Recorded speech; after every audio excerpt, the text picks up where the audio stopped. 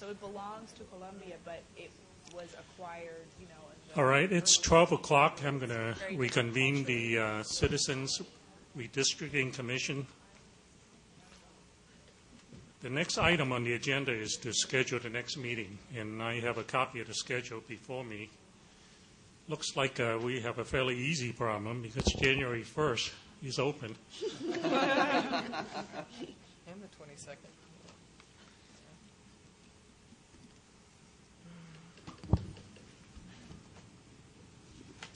Patty, do you want to lead this particular discussion? Not particularly. All right. As I understand it, and correct me if I'm wrong, the italics means that an individual is flexible? Yes. Okay, so Vince, does that mean that you would be available any of those days, like this 11th, 12th, 13th, 14th, where you're italicized? It was either the beginning of that or the end of that, either the 11th or 14th. Does the It public would be have better a if it copy was of the 11th schedule? or 14th, so I could still go, but not. And we would have sufficient time to provide notice in the event that Commissioner Malloy would have alternative arrangements if she was not physically present, if we were to look at the 11th? Or how about the 7th? The 7th. Mm-hmm. Yeah, I would make a motion for the 7th. Oh, I'm sorry, I didn't. Are we talking what about is- one day? Yeah, what is the agenda? Well, it hasn't been agendized yet, but as I understand the thinking at the Secretary of State's office, they would schedule a meeting for the purpose of swearing in the final 6 commissioners and to take care of some administrative procedures. There are issues regarding hiring staff that you need to look at, and other issues. It would not be, as I understand it, the purpose of the meeting would not be related to actually conducting redistricting. It's really a matter of setting up in order to be able to have an organization that you can have behind you to perform the redistricting. And fortunately, and I'll just add this, that's one of the things that is going to put increased pressure on you as commissioners, in the sense that you have 8.5 months to perform redistricting, but on top of that, you have the burden of trying to create a state agency. It's hard to create I don't know that a state agency has been created in 8.5 months, let alone created in a period of time, and then have time to do redistricting on top of it. So you have a significant time crunch here. So I think I'm going to suggest that you try to be as flexible as you can in your schedules.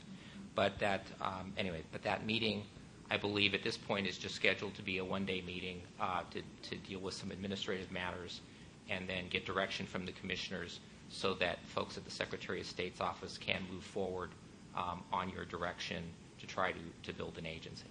Stephen, if I recall, the representative Commissioner Dice, your microphone on. It's on. Maybe you can move it closer. Speak up. Okay. As I recall, the representative from the Secretary of State's office indicated that there would be candidates for the executive director position that would be available for us to interview, or resumes to review, or what? There certainly will be applications for you to review. Whether they would intend to schedule interviews or not, I wasn't clear on that. I think that may depend on how many applications you get. If there are 500 applications, you're not going to be able to interview that many people. If you have 1 or 2 and they're solid candidates, I suspect that they may at least consider trying to invite those folks to the meeting so that you can meet those applicants. And because of the issue of time crunch. Can we assume that the Secretary of State's office would plot out a schedule similar to what was done by the State Auditor's Office in terms of blocking that month off in terms of possibly running consecutive public meetings, so that in the event that we meet on the 7th and clearly have to schedule another meeting, that then we could then as 14 pick sometime in the subsequent week and have that already on the schedule in order to satisfy all the legal sort of requirements for public meetings? The Secretary of State's office has not indicated that to us. Okay. I'm not saying that can't be an option, If the commissioners want to make that as a recommendation, we can certainly pass that along. Yeah, I think it's an important recommendation because otherwise we're going to be at the end of January, really, before we get everybody's schedule and another notice period done. So, Well, certainly by motion, we could, whatever date that we select, we could do it similar to what Commissioner Forbes did from the 10th through the 17th. I mean, is that possible that we could, if we agree that the 7th looks good, then we would run that meeting through, whatever date that we select, and then we can come back. We can adjourn the meeting as we've done previously, and then come back within the 2 weeks, that we've already provided notice. Is that acceptable? You can certainly make that recommendation to the Secretary of State's office. What I would hear in that is that a direction to them to pack as much business as you can during that period of time, and then whatever you think the outside period is, or however long it might possibly conceivably take, then notice for that entire period, and that way you'll have the ability to conduct all of that business. Because you're right, you have a huge problem with the 14-day notice requirement. That it's not like you can have a meeting and decide, okay, when are we going to have our next meeting? Well, at the beginning of it, it's not going to be for the next 14 days, and you've lost 2 weeks of valuable time. Then I would propose that we commence the meeting as of January 7th and provide direction to the Secretary of State to provide notice to the public that the hearing would run concurrently through January 21st, subject to adjournment by the full commission upon motion. I second that.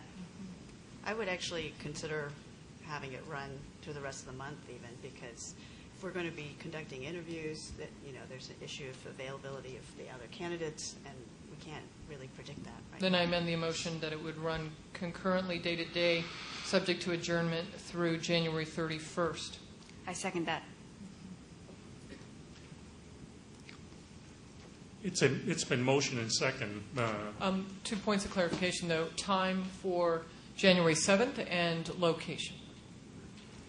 I can plug in for location what the Secretary of State's office is intending to do, at least for the first meeting, is to congregate at their offices. They have a hearing room that's large. The advantages to that, of course, is that it won't cost additional money because it's already there in their building. But the other advantage to that is that it's set up so that you can perform live streaming. That's where we conducted the drawing of the first 8 commissioners, so it's set up for that purpose. So there are certain benefits to that. So I think at least initially that's where they want to go, and then you can certainly provide feedback to them as to whether that location is acceptable, and then they can look at other facilities if that's your pleasure.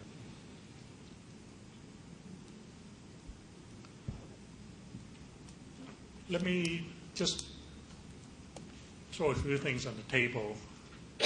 I think early on we need to size up the task in terms of if we're going to get done by August. We need to have some kind of preliminary timeline in terms of what are the key milestones that we need to hit in order to get there. We can probably do that without a formal staff. We just need to have input so that we can plan out the task accordingly. Secondly is I suspect that there'll be at least a couple solid days of training for the new commissioners, similar to the ones that we have received up to this point in time. They are intending to provide some training, yes. And as to whether the entire commission, mainly the 8 of us, need to be there for those training sessions, I guess remains a question. I suspect we may not need to be, but. I don't know that a full training plan has been put together at this point. I know that they have been working on a training plan. The thinking so that you don't have to, for some of you who watched the training of the applicant review panel and then had training here as the first members of the commission, so that you don't have to, as wonderful as it is, sit through the training from certain trainers for the 3rd time in a row. I think the notion is that the final 6 would be designated as a subcommittee of sorts, that they would go off to to the training that you then would be free to do other things. So they're going to try to accommodate that. But I think in answer to the overall question is there probably will be a block of training that will be provided, and exactly how that works and whether you don't have to be there certain entire days or just you take a long lunch. I don't know. That's I think yet to be determined. But we're sensitive to that issue, and the Secretary of State's office is aware of it. And up until we get the real data in the month, end of March, first part in April, the outreach program is something that we probably can discuss and move along without any additional input. So I suspect that during the meeting that's coming up, we need to work that into the schedule somehow. I also think Yes, Cynthia. I think it's important for us to talk about a subcommittee structure because all of us have different sets of expertise and probably interests.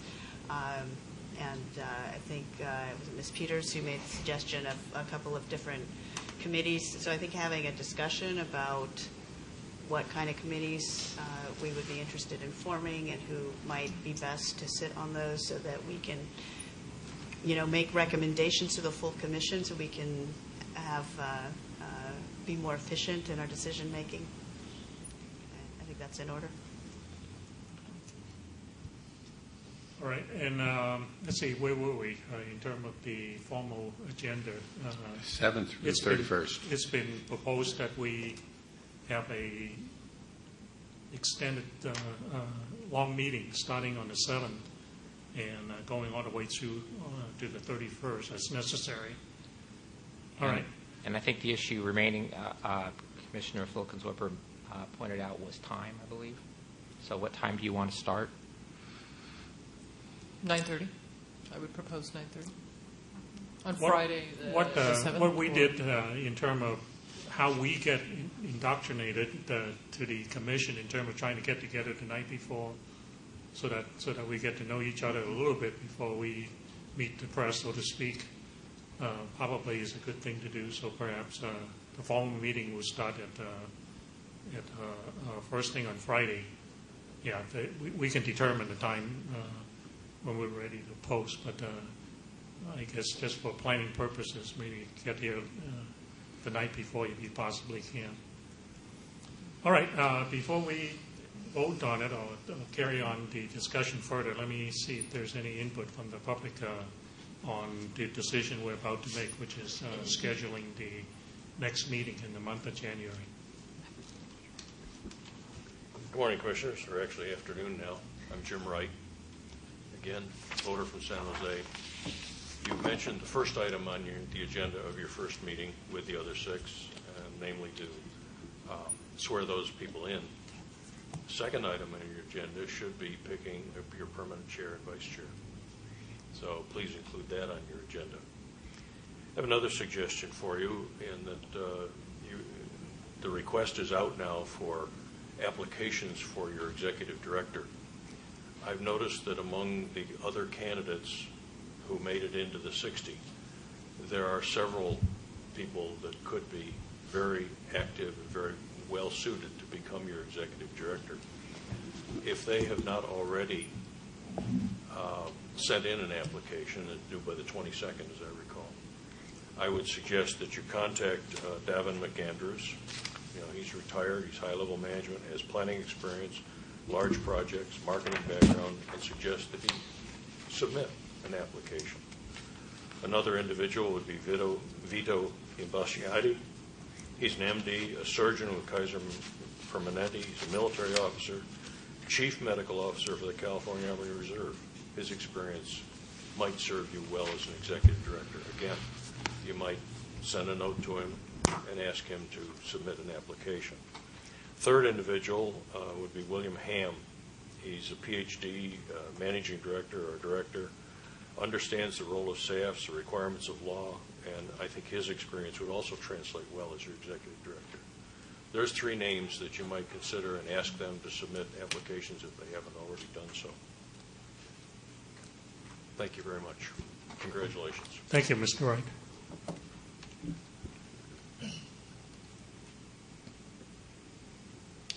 All right, I'll bring the discussion back to the commission. So, 9:30 or 10:30? 9:30? Is 9:30 okay with everybody? Yep. All right, so it's 9:30 on the 7th. And the agenda probably is not substantially different than the agenda we used for the first time that this commission met, in terms of being getting swearing in. And I suspect it will be similar, given that the Secretary of State's office was quite interested in what we did this time around. all right. Chair, I'm wondering, for purposes of the agenda, the item around training for the commissioners and for the staff that we'll be bringing on, is that something we can formally agendize? No. We can make a recommendation to the Secretary of State's office as to how we perceive that we want to proceed. But in terms of that kind of decision, first of all, it would involve the entire commission. Our charter, our responsibility is over by definition. We selected the remaining 6 commissioners. So our role from this point on will be part of the entire 14-member commission. So anything that we do at this point is strictly a recommendation, simply because we're here. We don't have any remaining tasks to be completed the way I understand our role. That is correct. Absolutely correct. At 8 members, you do not constitute a quorum of the commission, so you cannot act on behalf of the commission. However, we have items that we would like to recommend be agendized. And that's what I hear. And my suggestion, probably for the sake of brevity, is that that you provide those recommendations to the Secretary of State's office, and then I think they're happy to take direction, happy to take on those suggestions and have those matters addressed at your meeting. Let me ask Council if it's appropriate, if any suggestion that's been proposed to the Secretary of State's office, we can carbon copy the remaining commissioners on this panel so that we are on top of what's happening. Or you think that would be spreading? I think that could be dangerous depending upon the nature of those suggestions. Yeah. My suggestion is that you individually handle that. All right. Certainly, when you have your first meeting, I mean,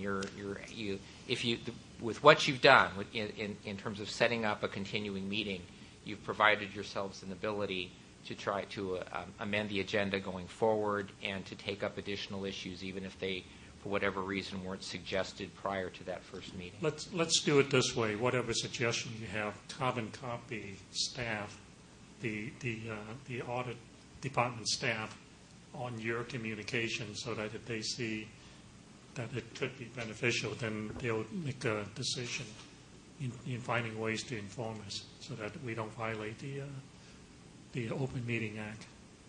If you CC me on that, then I can make sure that it goes to the attention of the Secretary of State's office, and that might be a good process as we try to transition over to them.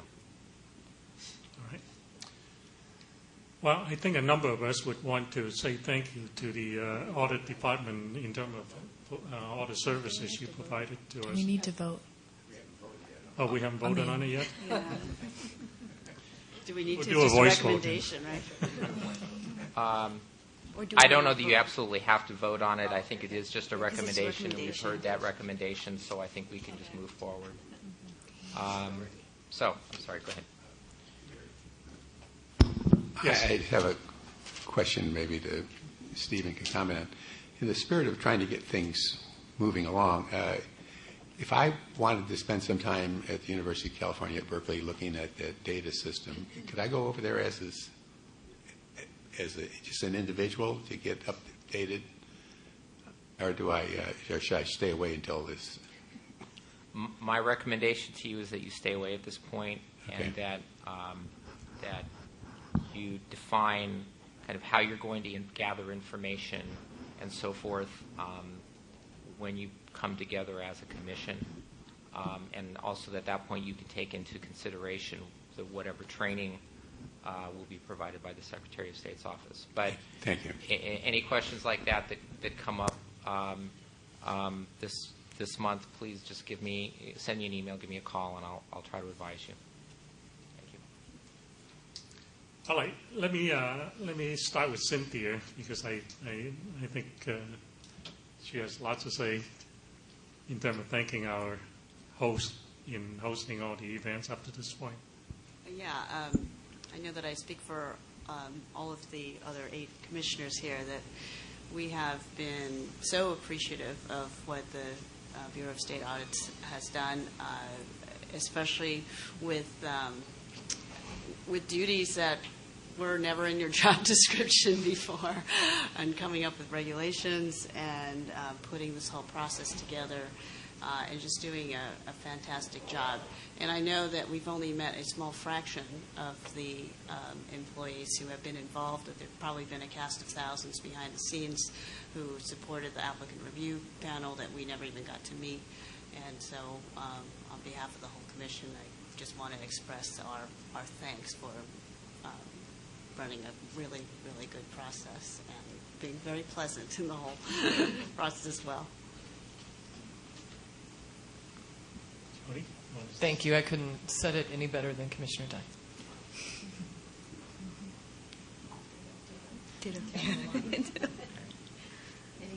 I don't think we could have accomplished as much as we have in the last few days without all the help that you have provided to us. What was surprising to me personally was that unknowingly we had a role reversal until the time that our bingo boards were drawn. We were candidates for the commission, and then within a very short few days, all of a sudden we are the reviewing panel. And often we don't get to play both sides of the game in such a short order, but you, with your training, with your briefing, with your counseling, and your advices along the way, you made our job.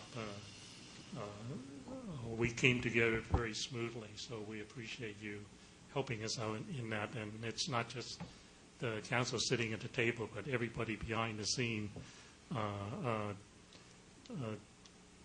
I don't know how we could have done it without all your support. So I, for one, want to thank you on a personal basis. It's been a fantastic experience for all of us in terms of steering us to the right restaurants and all the details. We have not had a bad meal in all the days that we spent at Sacramento, so that's fully to your credit. And I, for one, have thoroughly enjoyed the days that I spent here. Before the most recent few trips, Sacramento was not at all my favorite city to be in, but I think I may have changed my mind in the last few days. So once again, in ways that we can't describe in words, we want to say thank you. Thank you very much.